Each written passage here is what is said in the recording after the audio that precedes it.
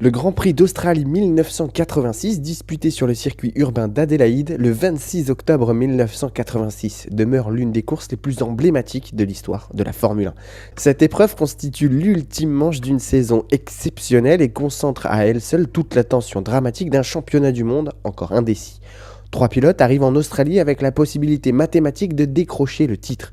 Nigel Mansell, Alain Prost et Nelson Piquet. Cette situation rare transforme la course en véritable finale où chaque tour peut décider du destin du championnat. La saison 1986 est dominée par l'écurie Williams, dont les monoplaces se révèlent particulièrement performantes grâce à leur moteur turbo Honda.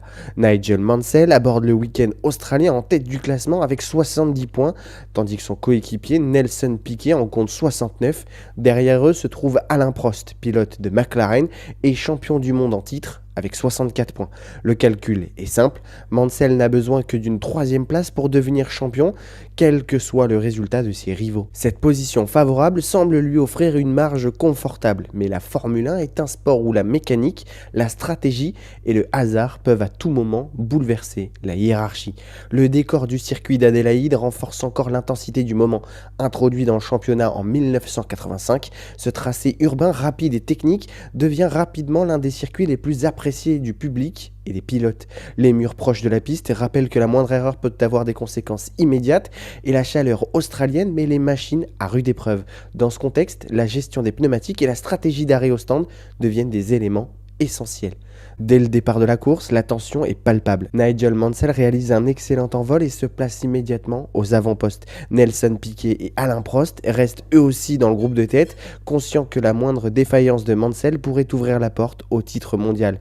La course se déroule à un rythme élevé, caractéristique de l'ère des turbomoteurs. Les vitesses sont impressionnantes et les pneus souffrent énormément sur l'asphalte chaud du circuit. Au fil des tours, la stratégie des arrêts au stand commence à jouer un rôle important. Alain Prost doit effectuer un arrêt précoce en raison d'une crevaison lente, ce qui semble initialement compromettre ses chances de victoire. Nigel Mansell et Nelson Piquet poursuivent leur duel interne chez Williams, tandis que la tension stratégique augmente. L'écurie britannique se retrouve dans une situation délicate. Ces deux pilotes sont en lutte pour le titre et chaque décision peut favoriser l'un au détriment de l'autre. Puis survient l'un des moments les plus célèbres de l'histoire de la Formule 1.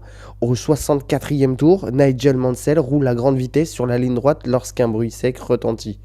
Son pneu arrière gauche explose brutalement, la scène est spectaculaire, la voiture zigzague violemment et Mansell parvient de justesse à la contrôler avant de rejoindre les stands. L'image de la déflagration du pneu reste gravée dans la mémoire des fans. En quelques secondes, le favori pour le titre voit ses espoirs s'effondrer.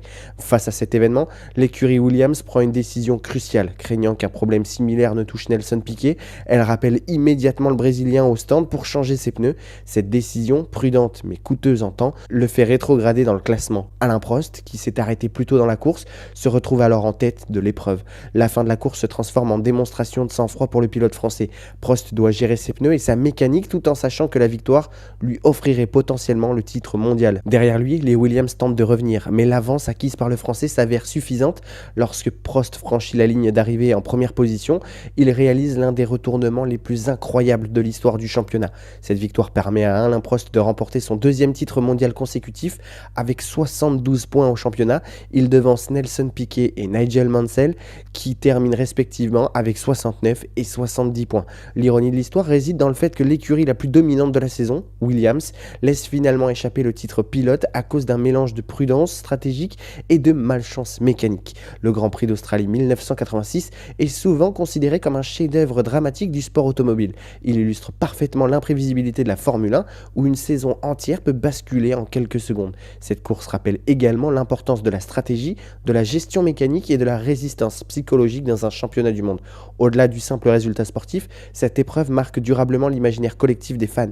L'explosion du pneu de Mansell, la décision stratégique de Williams et la victoire opportuniste mais brillante d'Alain Prost composent un récit presque théâtral. C'est précisément cette combinaison de suspense, de tension et de renversement final qui fait du Grand Prix d'Australie 1986 l'une des courses les plus mémorables de l'histoire de la Formule 1 et pour beaucoup la plus grande finale de championnat jamais disputée.